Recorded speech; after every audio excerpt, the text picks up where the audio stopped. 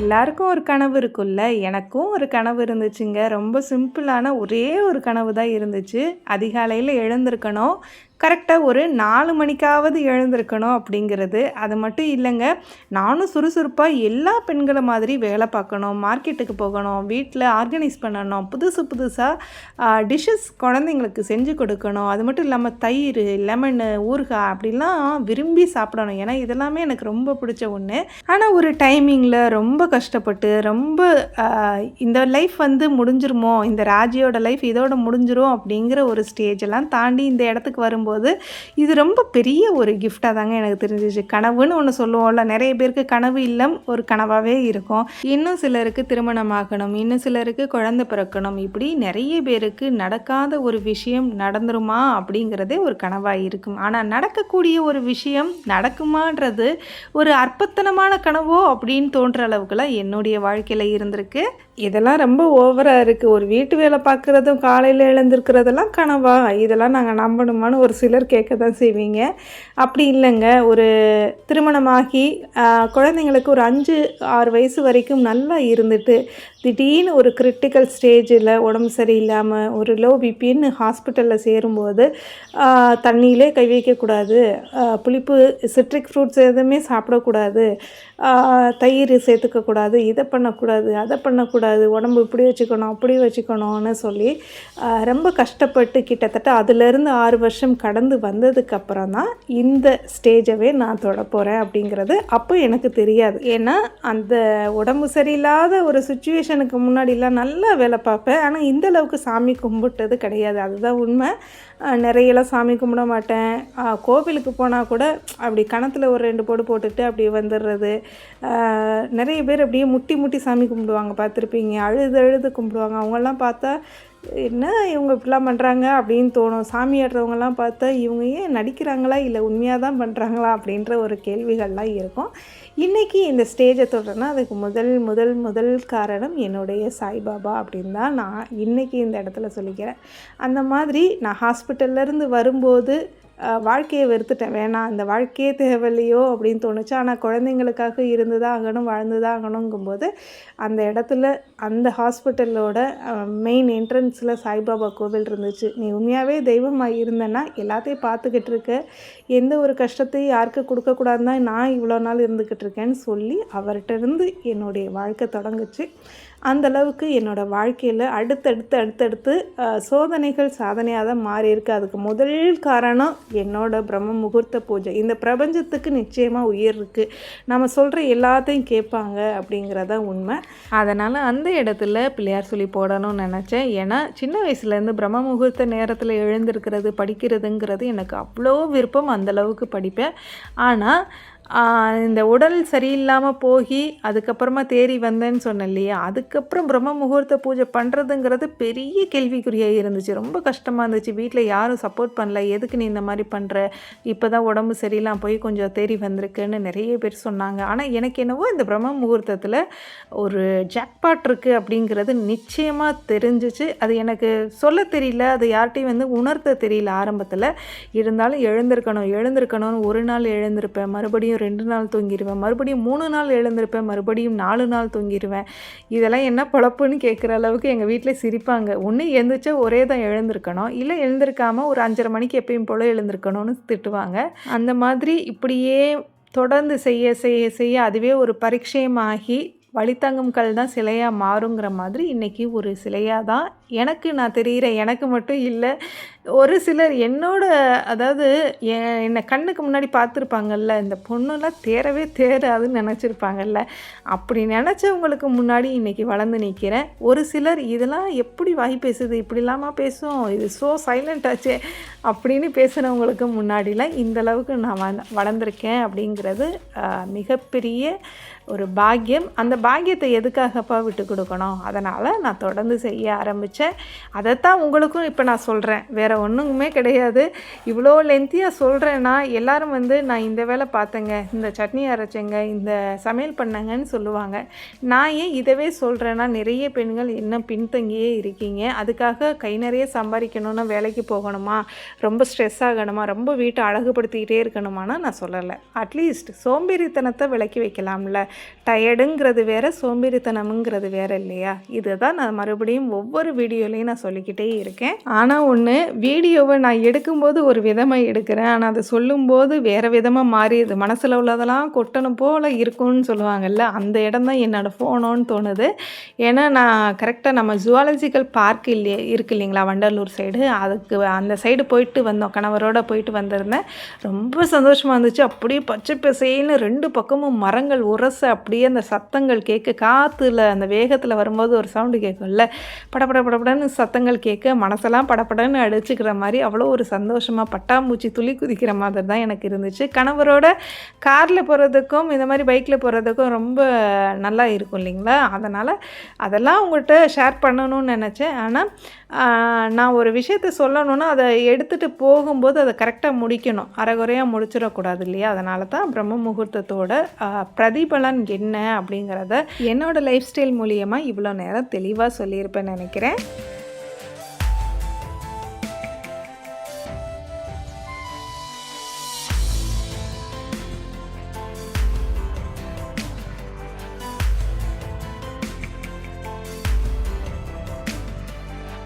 கையோட பிரம்ம முகூர்த்த பூஜையெல்லாம் முடிச்சுட்டு கிச்சனுக்குள்ளே வந்தாச்சு. இந்த புதினா மல்லியெல்லாம் க்ளீன் பண்ணி வச்சுட்டோன்னா க்ரீன் சாஸ் அரைக்கிறதுக்கு யூஸ்ஃபுல்லாக இருக்குன்றதுக்காக வேக வேகமாக க்ளீன் பண்ணேன். புதினா மல்லி க்ளீன் பண்ணுறது ரொம்ப பெரிய விஷயம்லாம் இல்லை. நல்லா கந்தை பார்த்துக்கோங்க. ஒரு 4 நாளாக பிரித்து கையில் பிரிச்சுட்டு கந்தை பார்க்கும்போது இந்த வேஸ்ட்டு இலைகள், கலைப்பொருட்கள்லாம் இருக்கும் இல்லையா, அதெல்லாம் நம்ம எடுத்துடலாம். எடுத்துட்டு அப்படியே சரசரன்னு அந்த தண்டோடே கட் பண்ணலாம். தண்டு வந்து நம்ம சாப்பிடும்போது ஜீர்ணிக்காதோ அப்படின்னு ஒரு சிலர் நினைக்கிறீங்க. அப்படிலாம் இல்லை. அந்த பெரிய தண்டு வரைக்கும் கட் பண்ணி ஓரம் தள்ளிட்டு அழகாக குட்டி குட்டியாக சாப் பண்ணி எடுத்துகிட்டு லைட்டாக ஒரு ஸ்ட்ரெயினரில் சலிச்சிட்டோம் அப்படின்னா அந்த குட்டி குட்டி தண்டுகள் எல்லாமே கீழே விழுந்துடும். இலைகள் கொஞ்சம் பெருசாக இருக்கிறனால இலைகள் கீழே விழுகாது. நான் காட்டுறேன் பாருங்களேன். இது ஒரு டிப்பாக இருக்கும், நீங்கள் ட்ரை பண்ணி பாருங்கள். அடுத்து நிறைய பேர் கேட்குற ஒரு கேள்வி என்னென்னா, எப்படி இவ்வளோ வேலைகள் பண்ணுறீங்கன்னா, எல்லாத்துக்கும் நம்ம கூட ஒருத்தர் பயணிக்கிற மாதிரி நம்ம கூட ஒரு சில டூல்ஸும் கண்டிப்பாக இருக்கணும். அதோடு மட்டும் இல்லாமல் என்ன தான் டூல் இருந்தாலும் அந்த டூலவே கவனிச்சுக்கிட்டேவும் நம்ம இருக்கக்கூடாது. இதுதான் நேரம் அப்படின்னு நம்ம வேலைகளை கடன்னு நம்ம முடிச்சிட்டோன்னு வச்சுக்கோங்களேன். இப்போ நான் இவ்வளோ வீடியோ எடுக்கிறேன் இல்லையா, இந்த வீடியோ எடுக்கும்போது பார்த்திங்கன்னா நான் ஒரு பக்கம் பாத்திரத்தை சேர்த்து வச்சுக்கிட்டோ, ஒரு பக்கம் கிச்சனில் சமையல் பண்ணிக்கிட்டோ நான் செய்யலை. எல்லா வேலையும் ஆல்மோஸ்ட் கிளியர் பண்ணிடுவேன். காலையில் ஒரு 7ங்கிறது 7:25க்குள்ளே முன்னையும் ஆகலாம் பின்னையும் ஆகலாம். திடீர்னு 6:30க்கே சமையல் வேலையை முடிச்சிருவேன். ஏன்னா நான் ஏற்கனவே சொன்ன மாதிரி முன்ன வந்து 5:30 வரைக்கும் பிரம்ம முகூர்த்த பூஜை பண்ணிக்கிட்டு இருந்தேன். இப்போ தான் எல்லாத்தையும் கலந்து கொடுக்கறதுனால பிரம்ம முகூர்த்த பூஜையை 4:50க்கெலாம் முடிச்சிடுறேன். 3க்கு எழுந்திருக்கிறேங்கும்போது 1.25 மணி நேரங்கிறது அதிகம்தான் இல்லையா? நான் 10 நிமிஷத்தில் கடகடான்னு காக்கா குளியல் போட்டுட்டு வேக வேகமாக வந்துடுவேன். அதனால் நமக்கு குளிக்கிறதுலாம் பெரிய சாகசம்லாம் கிடையாது. டக்குன்னு குளிச்சுட்டு வந்துடலான்னு. அதுக்கப்புறம் பிரம்ம முகூர்த்தம் பூஜை முடிக்கிறதுக்கு 1 மணி நேரங்கிறது பெரிய விஷயந்தான் அப்படின்ட்டு கடகடன்னு பிரம்ம முகூர்த்த பூஜையை முடிச்சுட்டு ஒரு சிலருக்குலாம் பார்த்தீங்கன்னா அந்த பிரம்ம முகூர்த்த நேரத்திலே நான் கமெண்ட்லாம் பண்ணியிருப்பேன். அதனால் என்னோடய வேலைகளை சமையல் வேலையாக 7 மணிக்கு முடிச்சுட்டு அப்படியே நம்ம வெளியில் வந்துடணும். திருப்பி வீடியோ எடுக்கிறதுக்கோ அப்படி இல்லைன்னா அந்த க்ளீனிங் ஒர்க் இருக்குது இல்லைங்களா, க்ளீனிங் ஒர்க்குக்கு தான் போகணுன்னு அந்த டைமை வந்து ஷெட்யூல் போட்டு வச்சுருவேன். ஏன்னா எனக்குன்னு ஒரு நேரம் கண்டிப்பாக வேணும். நேரம்னா நான் சொல்கிற மாதிரி யூடியூப்பில் சாதிக்கிறதுக்கு மட்டும் கிடையாது, டயர்டும் ஆகும் இல்லை, எனக்கும் ஆகும். ஏன்னா நைட்டு ஒரு 10 மணிக்கு தூங்குறேன், 10:30 மணிக்கு தூங்குறேங்கும்போது அதுவே காலையில் 3 மணிக்கு எழுந்திருக்கிறேன்னா நிச்சயமாக டயர்டாகி அவ்வளோதான் சோர்ந்தே விழுந்துருவோம். ஏன்னா தூக்கம் சரியாக இல்லைன்னா ரொம்ப எல்லாருக்குமே கஷ்டம்தான் இல்லையா? அதனால் என்னோட வேலைகளெல்லாம் முடிச்சுட்டு பகலில் ஒரு 2 மணி நேரம் தூங்கிடுவேன். நான் நிறைய வீடியோஸில் சொல்லியிருக்கேன்.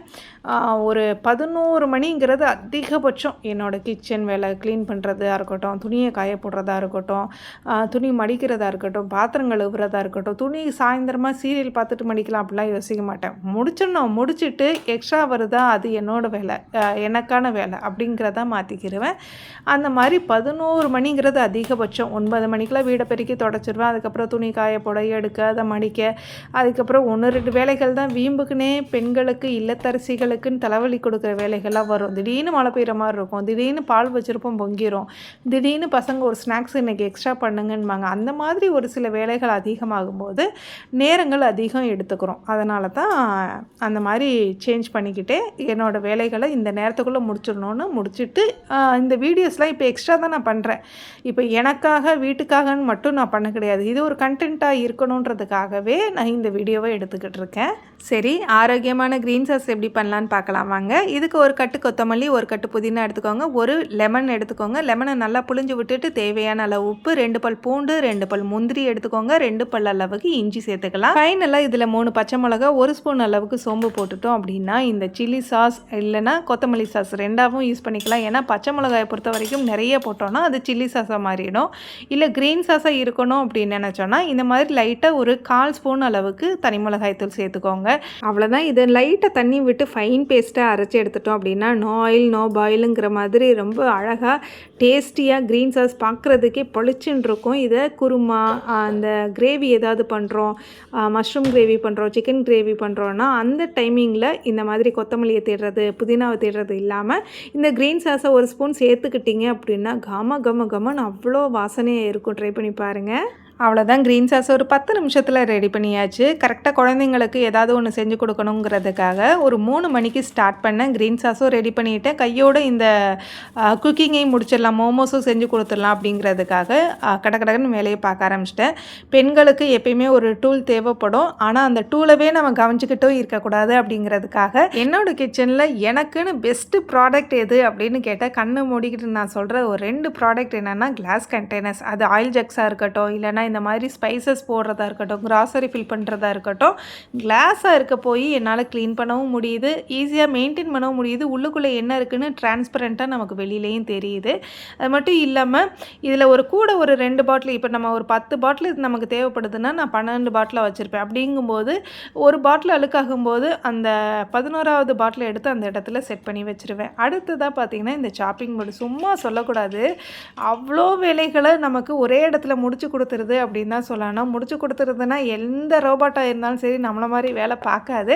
ஆனால் அந்த இடத்துல ஒரு ஹெல்ப்ஃபுல்லாக இருக்குது அப்படிங்கும்போது எனக்கு பெட்டரான ஒரு ப்ராடக்ட்னால் இந்த சாப்பிங் போர்டு தான். ஒரு மாவு, அதாவது நம்ம சப்பாத்தி செய்கிறோன்னா அந்த பால்ஸை திரட்டி வைக்கிறதா இருக்கட்டும், அந்த திரட்டின சப்பாத்தியை ஓரத்தில் ஃபில் பண்ணி வைக்கிறதா இருக்கட்டும், பாருங்கள் அவ்வளோ பெரிய சப்பாத்தியாக நான் தேய்ச்சிக்கிட்டு இருக்கேன். ஒரு பக்கம் மாவு ஸ்ப்ரெட் பண்ணியிருக்கேன், இன்னொரு பக்கம் அந்த மாவோட பால்ஸ் வச்சுருக்கேன், இன்னொரு பக்கம் திரட்டினதை எடுத்து ஓரத்தில் வச்சுருக்கேன். ஸோ ஒரு இடத்துல எனக்கு நான் 4 in 1 வேலைகள் நடந்துக்கிட்டே இருக்குது. அது மட்டும் இல்லாமல் இப்போ கிச்சனில் வந்து குக்கிங் பண்ணிக்கிட்டு இருக்கேன்னா அந்த கரண்டிலாம் இருக்கும்ல, குழம்பு கரண்டியாக இருக்கட்டும், மூடியாக இருக்கட்டும், ஏன்னா சாப்பாடு பண்ண மூடியெல்லாம் நான் அப்படி அப்படியே வைக்க மாட்டேன், கீழே அந்த சாப்பாடு ஒட்டிடும், குழம்பு ஒட்டிடும்னு அதுக்கு ஒரு பிளேட் எடுப்பேன். அந்த மாதிரி சமயங்களில் அந்த பக்கம் குக்கிங் பண்ணும்போது இந்த சாப்பிங் போர்டு எடுத்து வச்சிட்டேன்னா ஒரே இடத்துல எல்லா வேலையும் முடிஞ்சிடும், டக்குன்னு க்ளீன் பண்ணுற மாதிரி இருக்கும். என்ன ஒன்று, சாப்பிங் போர்டு அப்படியே வேலையை முடிச்சிட்டோம், கையோட தட்டை கழுவ போடுற மாதிரி கழுவ போடாமல் கையோட கழுவிட்டோம் அப்படின்னா ரொம்ப சிங்க்கு ஃபுல்லாக அடப்பட்ட மாதிரி இருக்காது. ட்ரை பண்ணி பாருங்கள். எந்த ஒரு பொருட்களையும் அந்த நிமிஷத்தில் அந்த டைமிங்கில் செய்யும்போது நமக்கு வேலைகள் குறையும். அதே மாதிரி இந்த ப்ராடக்ட்ஸ் எல்லாம் எங்கே வாங்குறீங்கன்னு கேட்டிருக்கீங்க. நான் ஃப்ளிப்கார்ட்டில் வாங்குவேன், திடீர்னு மீஷோவில் வாங்குவேன், திடீர்னு அமேசானில் கூட வாங்குவேன். எதில் நல்லா இருக்கோ, எது எனக்கு பயன்படுதோ அதை வாங்குவேன். இந்த ப்ராடக்ட்ஸோட லிங்க்கும் கேட்டிருந்தீங்க. இந்த ப்ராடக்ட்ஸோட லிங்க்கு ஷார்ட் வீடியோ பார்க்குறீங்க அப்படின்னா கார்னரில் ஒரு ஃபோட்டோ கொடுத்துருப்பேன். அந்த ஃபோட்டோவில் நிறைய இப்போ நான் என்னென்ன ப்ராடக்ட் யூஸ் பண்ணுறேனோ அது 4 இருக்கட்டும் இல்லை 5 இருக்கட்டும், அந்த வீடியோவுக்கு சம்மந்தமான ஃபோட்டோஸ் கொடுத்துருப்பேன். இப்போ ஒரு விளக்குனா அந்த விளக்கோட ஃபோட்டோ கொடுத்துருப்பேன். அதை டச் பண்ணிங்கன்னா டைரெக்டாக ஷாப்புக்குள்ளே போயிடும். அதே லாங் வீடியோ பார்க்குறீங்கன்னா லாங் வீடியோவோட கார்னரில் கொடுத்துருப்பாங்க. அப்படி கார்னரில் கொடுத்ததை நீங்கள் டச் பண்ணும்போதும் டைரெக்டாக ஷாப்புக்குள்ளே போயிடும். ஏன்னா நிறைய பேர் இந்த பொருட்கள் எங்கே வாங்குறீங்கன்னு கேட்குறீங்க. நான் ஒவ்வொரு வீடியோலையும் சொல்லியிருக்கேன், இருந்தாலும் கவனிக்கிறீங்களான்னு தெரியல. இதுதான், நீங்கள் ஷாப்புக்குள்ளே போன கையோட அதோட ரேட்டிங்ஸ் பாருங்கள். நான் மோஸ்ட்லி நான் என்ன யூஸ் பண்ணுறேனோ அதே தான் கொடுக்கறதுக்கு ட்ரை பண்ணுவேன். அதில் போய் செக் பண்ணிட்டு தான் கொடுப்பேன். ஏன்னா ப்ராடக்டோட ரிவ்யூங்கிறது ரொம்ப முக்கியம். அது என்னையை பார்த்துட்டு நீங்களும் வாங்குறீங்க, உங்களுக்கும் அது பெட்டராக இருக்கணும். ஆனால் அதை நீங்களும் செக் பண்ணிக்கோங்க. திடீர்னு வந்து நான் யூஸ் பண்ணுற ப்ராடக்ட்டுக்கு சம்மந்தப்பட்ட வேறு ப்ராடக்ட்டும் இருக்கலாம். ஏன்னா ஒரே மாதிரி வரும்னு சொல்ல முடியாது. இப்போ தான் கொஞ்சம் கொஞ்சமாக ஒவ்வொரு ஷாப்பாக அதில் ஆட் பண்ணிக்கிட்டு இருக்காங்க. அதனால் மீஷோலாம் அதில் வர்றது கிடையாது. டேரெக்டாக ஃப்ளிப்கார்ட்டுக்குள்ளே போயிடுது, அப்படி இல்லைன்னா மற்ற ஷாப்ஸ்குள்ளே போயிடுது. அதனால் செக் பண்ணிவிட்டு வாங்கிக்கோங்க. சரி வாங்க மோமோஸ் பண்ணிடலாம். மோமோஸ் பண்ணுறதுக்கு மிக்சடு வெஜிடபிள்ஸ் எடுத்துருக்கேன். அது எது வேணாலும் நமக்கு தேவைப்பட்டதை, நமக்கு எது பிடிக்குதோ அதை நம்ம எடுத்துக்கலாம். அதில் இதில் க்ரீன் சாஸ் 1 ஸ்பூன் சேர்த்துருக்கேன். 1.5 ஸ்பூன் கூட சேர்த்துக்கலாம். அது போக கொஞ்சம் போல் ஒரு பிஞ்ச் அளவுக்கு பெப்பர் சேர்த்துருக்கேன். அடுத்ததாக ஒரு 1/2 ஸ்பூன் அளவுக்கு நம்ம டொமேட்டோ சாஸ் சேர்த்துக்கலாம். டொமேட்டோ சாஸுமே வீட்டில் செய்கிறது ரொம்ப ரொம்ப ஈஸி. ஆனால் ரொம்ப நாள் வச்சுலாம் பயன்படுத்த முடியும் அப்படிலாம் சொல்லவே மாட்டேன். ஏன்னா எங்கள் வீட்டில் நான் வினிகர் சேர்க்காம தான் குழந்தைங்களுக்கு கொடுத்துக்கிட்டு இருக்கேன். அதனால தான் இந்த க்ரீன் சாஸ்லேயே நான் லெமன் சேர்த்துருக்கேன். க்ரீன் சாஸ் ஒரு 10 நாளைக்கு 15 நாளைக்கு வருதா, அந்தளவுக்கு வர்றதில்லை எங்களுக்கு. எங்கள் வீட்டில் காலி ஆகிடும். ஒருவேளை வருதுனாலும் அவ்வளோதான், அது வரைக்கும் தான் தாங்கும். 1 மாதம் தாங்கும், 6 மாதம் தாங்கும்னு நான் சொல்ல மாட்டேன். சரி, மிக்சடு வெஜிடபிள்ஸில் என்னென்னலாம் சேர்க்கலான்னு பார்த்துட்டோம் இல்லையா. ஃபைனலாக நம்ம சப்பாத்தி மாவை நல்லா ஃபைனாக நம்ம தேய்ச்சிக்கிட்டே இருக்கணும். பிணையிறதுல தான் சப்பாத்தி வரதா இருக்கட்டும், பூரி வரதா இருக்கட்டும், இந்த மாதிரி மோமோஸ் செய்கிறதா இருக்கட்டும், நம்ம அந்த அடித்து பிணையணும். இன்னொரு விஷயம், அதில் கலக்கிற தண்ணி. இப்போ பூரி போடுறோன்னா நல்லா டைட்டாக பிசையணும். அதே சப்பாத்தி இந்த மாதிரி மோமோஸ்லாம் செய்கிறோன்னா நல்லா கொஞ்சம் நெகிழ்த்தியாக பிணையணும்னு சொல்லுவாங்க இல்லையா. கொஞ்சம் அப்படியே வளவளன்னு க்ளூட்டன் ஃபார்மில் பிணையணும். பிணைஞ்ச கையோடு இதை அப்படியே தட்டி தட்டி எடுத்துடலாம். ஆயில் எதுவுமே இதுலேயுமே நான் சேர்க்க கிடையாது. சப்பாத்தி மாவுலேயும் சேர்க்கலை, இந்த மிக்சடு வெஜிடபிள்ஸ்லேயும் சேர்க்கலை. அவ்வளோதான், டஃப் ரெடி பண்ணியிருந்தோம் இல்லையா, அதை இந்த சப்பாத்தி மோமோஸ்குள்ளே வச்சிடலாம். இதையுமே வள்ளி சிஸ்டர் சொல்லியிருந்தீங்க, விநாயகர் கொழுக்கட்டையை மோமோஸை மாற்றிட்டீங்க அப்படின்னு சொல்லியிருந்தீங்க. அதேமாதிரி ரவை பணியாரம் நம்ம ஊர் சைடில் செய்வோம்லப்பா, அதவே இப்போ மோமோஸை மாற்றிட்டீங்க அப்படின்னு. ஆக்சுவலாக பார்த்திங்கன்னா மோமோஸ்னாலே அது மைதா மாவில் செய்கிறது தான். சரி, நம்ம ஹெல்த்தியாக தானே நம்ம கொண்டு போகணும் நம்ம குழந்தைங்கள அப்படிங்கிறதுக்காக தேடி தேடி வேறு என்னங்க பண்ண முடியும். குழந்தைங்க அது வேணும் இது வேணும்னு கேட்டுக்கிட்டு இருக்காங்க இல்லையா. அதாவது சாப்பாடு வச்சாலாம் சாப்பிட்றது கிடையாது. அதே நான்வெஜ்ஜு சாப்பாடு வச்சா சாப்பிடுவாங்க. அதனால் இந்த மாதிரி கொஞ்சம் ஹெல்த்தி வெர்ஷனில் கொண்டு போகலான்றதுக்காக இந்த மாதிரி செஞ்சு கொடுத்தேன்.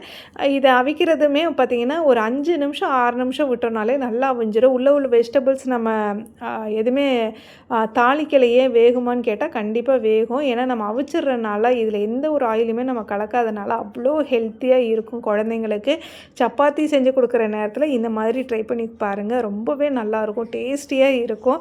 பசங்க விரும்பி சாப்பிடுவாங்க. என்னென்னா ரொம்ப திக்காக பிணையாமல் கொஞ்சம் தின்னாக பிணைங்க. ஆனால் அப்படி பிணையும் போது என்ன ஆகும்னா கொஞ்சம் டக்கு டக்குன்னு விட்டுரும். நம்ம வெஜிடபிள் வைக்கும்போது ஒரு மாதிரி பிஞ்சுக்கிட்டு வர மாதிரி இருக்கும். அதை மட்டும் கொஞ்சம் பார்த்து பொறுமையாக வைக்கிற மாதிரி இருக்கும். அதை பார்த்துக்கிட்டிங்கன்னா அழகாக மோமோஸ் ரெடி ஆயிரும்.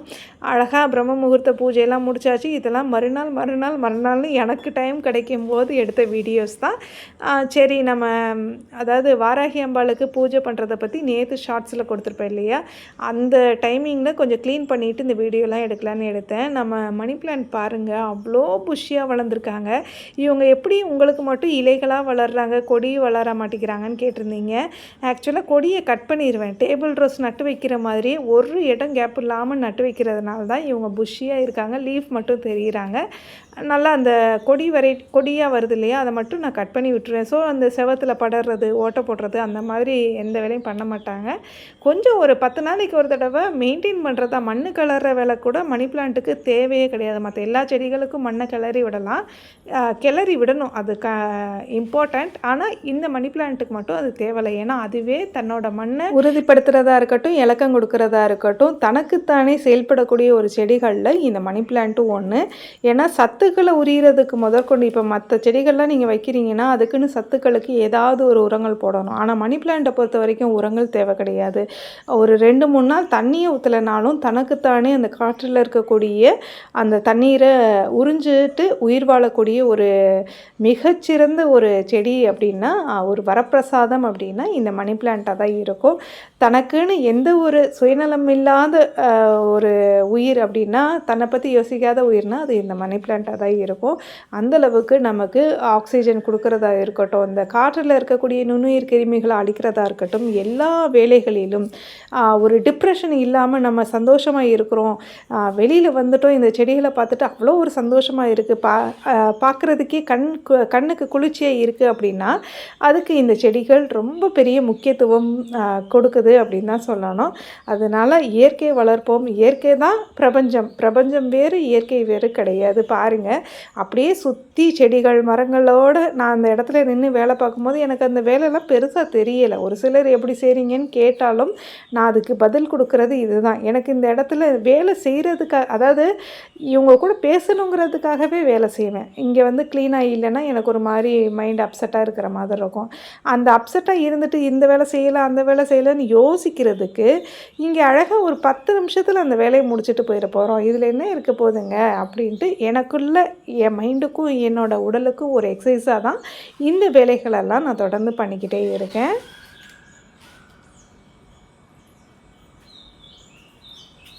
அவ்வளோதாங்க. இதுக்கு மேலே என்ன சொல்கிறதுன்னு தெரில.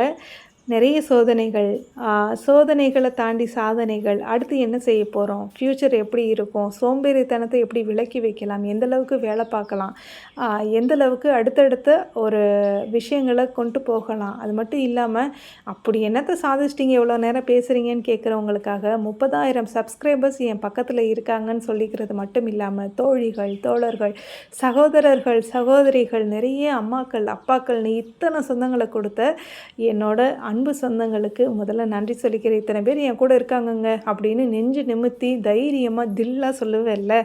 அவ்வளோதாங்க, வீடியோ எண்டுக்கு வந்துட்டோம். நன்றி, வணக்கம்.